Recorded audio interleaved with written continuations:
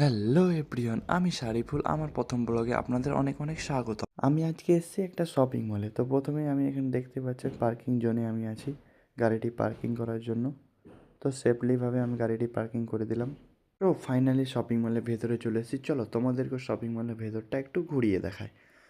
Wow, বেশ সুন্দর ভেতরটা। এখানে আপনারা যাবতীয় জিনিস পেয়ে যাবেন, ড্রেস থেকে নিয়ে যাবতীয় জিনিস। একদম অনেক বড় শপিং মলটা দেখতে পাচ্ছেন। ড্রেস, জুতো, ফুড কোর্ট সব এখানে অ্যাভেলেবেল এবং এটা অনেক বড়। পার্ট পার্ট ভাগ করা আছে, আপনারা দেখতেই পাচ্ছেন। এরপর আমাদের সাথে কথা হলো অবাক কাণ্ড। আমার দাদার মুখে হাসি দেখতেই পাচ্ছেন। সে একটা অদ্ভুত জিনিস দেখে ফেলেছে। আমি আপনাদের দেখাবো।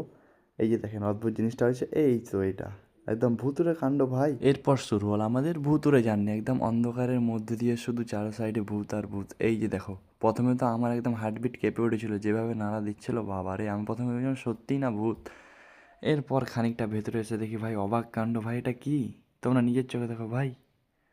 ভাই এটা কি?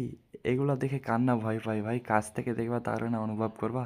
চলো আসো ঘুরতে সবাই। তো এখান থেকে আমি আমার ভুতুরে জার্নি বলো আর শপিং মল জার্নি বলো, এখান থেকে আমি আমার শপিং মল ও ভুতুরে জার্নি শেষ করছি। সবাই ভালো থেকো এবং ভিডিওটি ভালো লাগে ফলো, লাইক, কমেন্ট দিয়ে পাশে থেকো।